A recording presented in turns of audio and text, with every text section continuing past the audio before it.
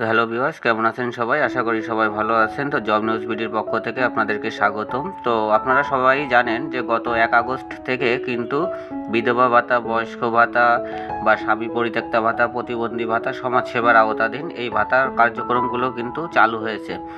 তবে আমরা বেশ কিছু আবেদন করার মাধ্যমে আমরা বুঝতে পারলাম যে এখনও কিন্তু যে এই সাইট কিন্তু পুরোপুরি ঠিক নেই, মানে এখনও পুরোপুরি সাইটটা ঠিক নেই। দেখেন এই ডাউনলোড অ্যাপ্লিকেশনে কিন্তু বারবার ক্লিক করা সত্ত্বেও কোনো অ্যাপ্লিকেশন কিন্তু ডাউনলোড হচ্ছে না, বা আবার অ্যাপ্লিকেশন যে ট্র্যাকিং আইডিটা সেটাও কিন্তু আমরা পাইনি।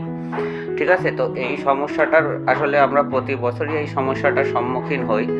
তো এটা নিয়ে ঘাবড়ানোর কিছুই নেই, তবে আমাদের পক্ষ থেকে আপনাদের যারা কম্পিউটারের দোকানদার আছেন বা ভাই ব্রাদাররা আছেন তাদের আমাদের পক্ষ থেকে পরামর্শ থাকবে যে আপনারা 2টা দিন অপেক্ষা করেন এবং সার্ভার পরিপূর্ণভাবে যখন ক্লিয়ার হবে তখন এই আবেদনগুলো করেন।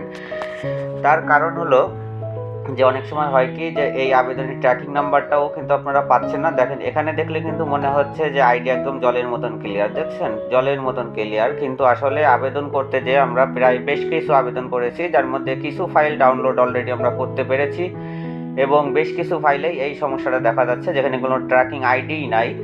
ডাউনলোড অ্যাপ্লিকেশনে ক্লিক করলেও কিন্তু কোনো অ্যাপ্লিকেশন নামতেছে না। দেখেন কতবার ক্লিক করা সত্ত্বেও কোনো অ্যাপ্লিকেশন নামতেছে না। রিফ্রেশ দিলে এই যে পিডিএফ, এটাই কিন্তু মূলত সেই আবেদনটি, ঠিক আছে, কিন্তু এটা পুরোই ফাঁকা আসতেছে।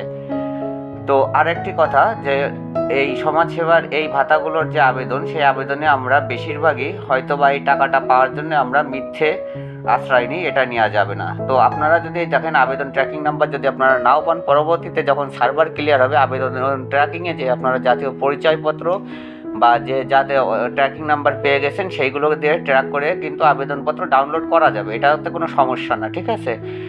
তারপরেও সার্ভারটা ক্লিয়ার থাকাকালীন আবেদনটা করা হলো সবচাইতে বুদ্ধিমানের কাজ। এবং আপনাদেরকে একটা বিষয়ে সতর্ক করতে চাই, সেটা হলো আমরা অনেকেই এই ভাতা পাওয়ার জন্য দেখা গেল আছে দালান বাড়ি, দিই টিনের বাড়ি, ইনকাম 20,000, দিই 5,000।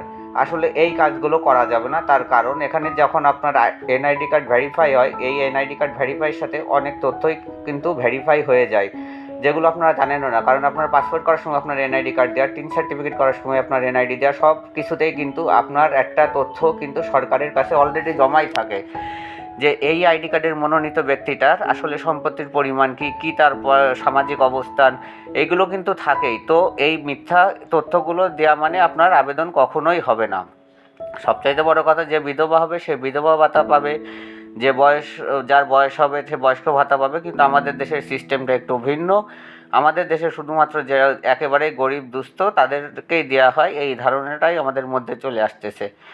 তো সবাইকে বলবো যে আপনারা 2-1 দিন অপেক্ষা করেন এটার জন্য, আশা করি সাইট ঠিক হয়ে যাবে এবং আপনারা সম্পূর্ণ সঠিক তথ্য দিয়ে এই আবেদনটা সম্পন্ন করুন, তাহলে আশা করা যায় আর কোনো সমস্যা হবে না, ঠিক আছে। এখানে কিন্তু অনেক সময় আপনারা দেখবেন যে এইগুলো কিন্তু ঠিকভাবে সাবমিট হবে না, ঠিক আছে। তো ধন্যবাদ সবাইকে, দেখা হবে পরের ভিডিওতে।